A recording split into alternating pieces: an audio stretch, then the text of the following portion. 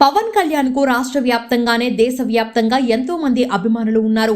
తాజాగా ఏపీలోని పల్నాడు జిల్లాలోని గురుజాల నియోజకవర్గం గంగవరానికి చలువాతి నాగమల్లేశ్వరరావు గత సినిమాలకు కథలు రాస్తూ ఉన్నాడు.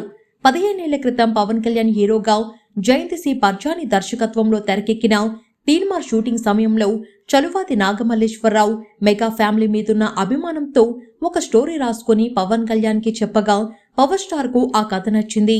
వెంటనే అతని ముందుగా ఈ కథ రిజిస్ట్రేషన్ చేయించి తనను సంప్రదించవలసిందిగా కోరాడు. ఆ తర్వాత కథ రిజిస్ట్రేషన్ చేయడానికి 2 ఏళ్లకు పైగా సమయం పట్టింది. ఆ తర్వాత 13 ఏళ్లుగా పవన్ కళ్యాణ్ కలిసి తన సినిమా గురించి అడుగుదామని ప్రయత్నాలు చేసినా ఫలించలేదు. పవన్ కళ్యాణ్ బిజీ షెడ్యూల్ కారణంగా కలవలేకపోయానని ఆవేదన వ్యక్తం చేశారు.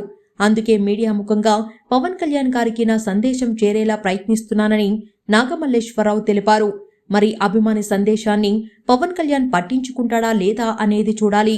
ప్రస్తుతం ఒకప్పటిలా సినిమా హీరోగానే కాకుండా ఆంధ్రప్రదేశ్ డిప్యూటీ సీఎంగా ఫుల్ బిజీగా ఉన్నారు పవన్ కళ్యాణ్. అంతేకాదు ఓవైపు ప్రభుత్వం, మరోవైపు పార్టీ కార్యక్రమాలను చూసుకుంటూనే రాష్ట్ర దేశ రాజకీయాలపై దృష్టి సారిస్తున్నారు.